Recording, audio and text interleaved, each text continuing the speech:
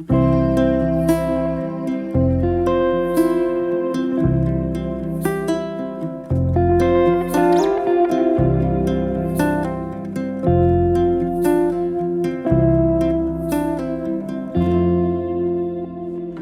pagi, Bapak Ibu, Saudara.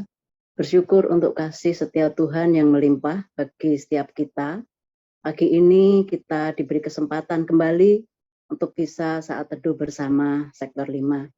Sebelumnya, hati dan pikiran kita akan dipersiapkan oleh sebuah pujian. Baiklah kita pujikan atau kita dengarkan pujian ini.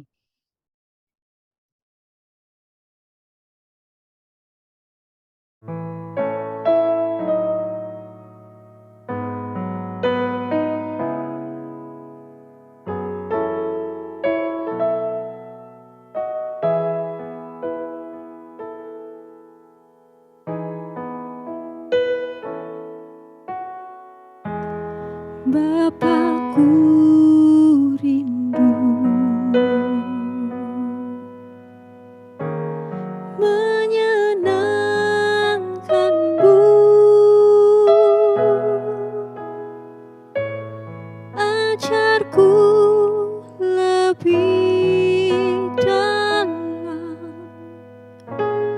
untuk mengenalmu.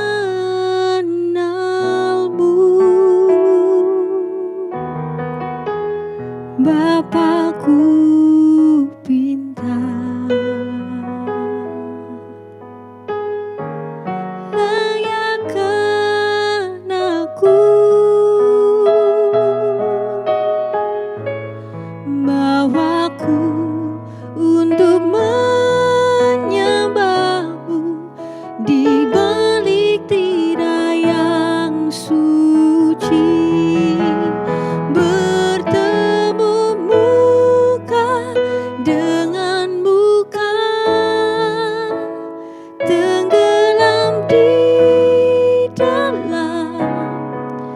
Kasih-Mu Bapa, oh Tuhanku, rindukan selalu diam dalam bait-Mu.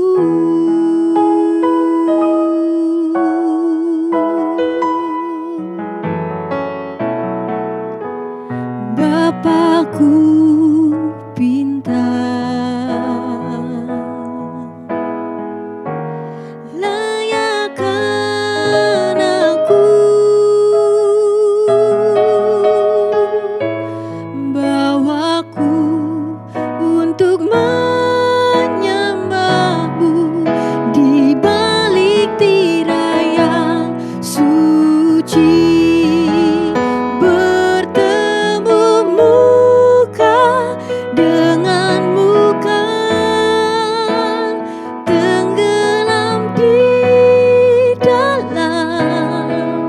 Kasih-Mu Bapa, oh Tuhanku, rindukan selalu diam dalam bait-Mu.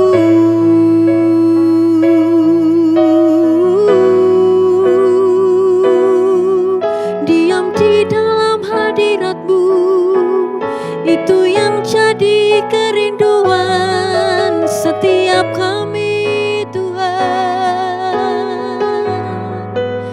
Menyenangkan-Mu, Yesus,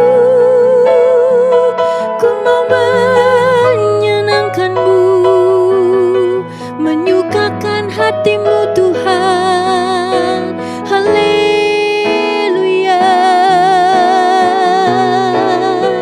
Oh Yesus, bawa setiap kami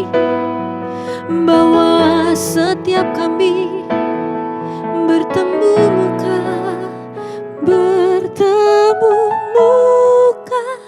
dengan muka, tenggelam di dalam kasih-Mu Bapa, oh Tuhanku, rindukan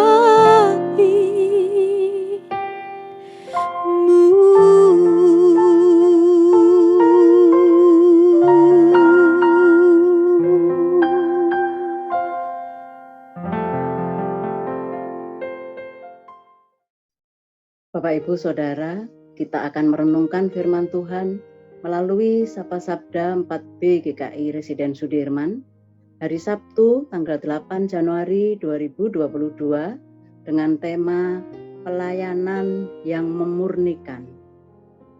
Sebelum kita membaca firman-Nya, mari kita berdoa. Bapa Surgawi, kami bersyukur kepadamu untuk pagi hari ini Tuhan. Engkau masih memberi kesempatan setiap kami untuk boleh bersaat teduh bersama. Dan kami akan membaca serta merenungkan firman-Mu. Biarlah Tuhan menuntun dan memimpin kami. Roh Kudus Tuhan boleh menolong kami untuk kami boleh memahami firman Tuhan hari ini. Terima kasih Tuhan. Dalam nama Tuhan Yesus kami berdoa. Amin. Firman Tuhan diambil dari Lukas 3 pasal 15 sampai dengan 17 akan dibaca oleh Bu Dina.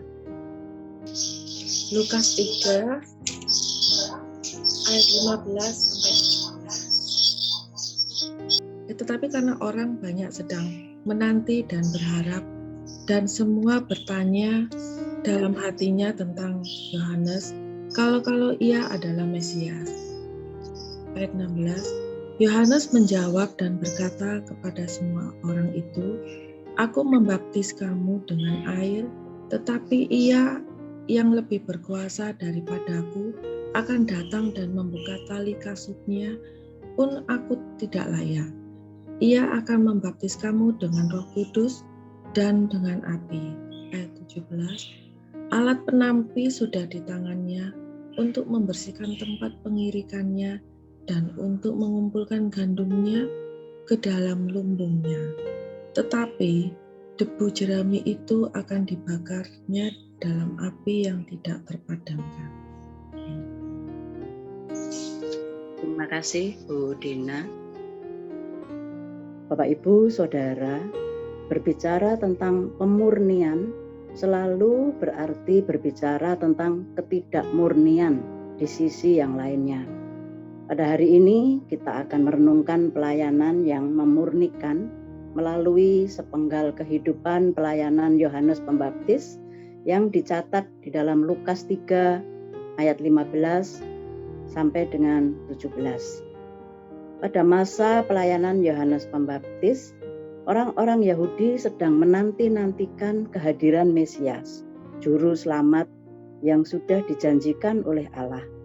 Itu sebabnya tidaklah mengherankan apabila orang-orang yang hadir dalam pelayanan Yohanes Pembaptis itu bertanya-tanya dalam hati, apakah Yohanes Pembaptis ini adalah Sang Mesias yang dijanjikan itu atau bukan? Namun penulis Injil Lukas mencatat bahwa Yohanes tidak menjawab secara langsung, melainkan memberikan penjelasan bahwa sesudah dia akan datang seseorang yang jauh lebih berkuasa, sehingga membuka tali kasutnya pun Yohanes Pembaptis tidak layak. Membuka tali kasut adalah tindakan layanan yang dilakukan seorang budak kepada tuannya. Jadi, tatkala Yohanes Pembaptis mengatakan bahwa dirinya tidak layak membuka tali kasut Sang Mesias itu, maka itu berarti Yohanes Pembaptis melihat dirinya sebagai sosok yang tidak layak menjadi budak Sang Mesias. Untuk memberikan gambaran tentang kuasa Sang Mesias, Yohanes Pembaptis mengatakan bahwa baptisan Sang Mesias adalah baptisan dengan Roh Kudus dan api, berbeda dengan baptisan air yang dilakukannya. Baptisan air adalah ritual keagamaan yang biasa dilakukan orang Yahudi. Hal ini berarti baptisan tersebut tidak mampu memurnikan. Sebaliknya, api seringkali digunakan sebagai lambang pemurnian. Dengan kata lain, baptisan air hanya mampu membersihkan hal-hal lahiriah tanpa mampu menyentuh hal-hal batiniah. Sedangkan baptisan api merupakan baptisan yang mampu membersihkan hal-hal batiniah yang tidak mampu disentuh oleh baptisan air. Tema pemurnian ini yang kemudian ditegaskan oleh Yohanes Pembaptis tatkala mengatakan bahwa alat penampi sudah di tangan Sang Mesias yang siap membersihkan tempat pengiriannya untuk memisahkan antara gandum yang akan dibawa masuk ke dalam lumbungnya dengan debu jerami yang akan dibakarnya. Mari kita berefleksi. Saya yakin dan percaya bahwa setiap kita tidak hanya ingin dibersihkan secara lahiriah saja, melainkan juga dibersihkan secara batiniah. Namun demikian, apakah kita siap untuk dimurnikan secara batiniah? Allah rindu kehidupan kita menjadi kehidupan yang lebih baik. Karena itu, Dia juga rindu memurnikan setiap kita, bukan hanya secara lahiriah, tetapi juga secara batiniah. Mari kita meresponi firman Tuhan hari ini.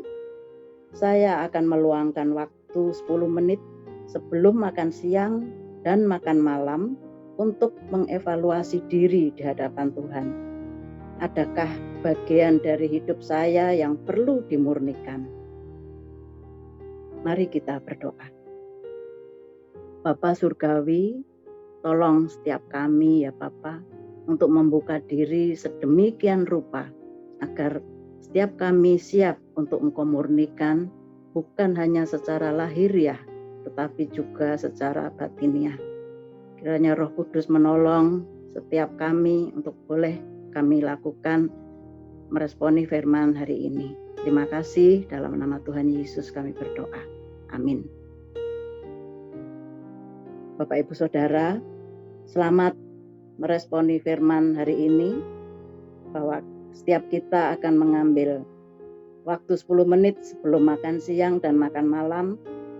Biarlah kita melaksanakan dengan sukacita untuk kita mengevaluasi diri, adakah di dalam kehidupan kita ada hal-hal yang harus dimurnikan.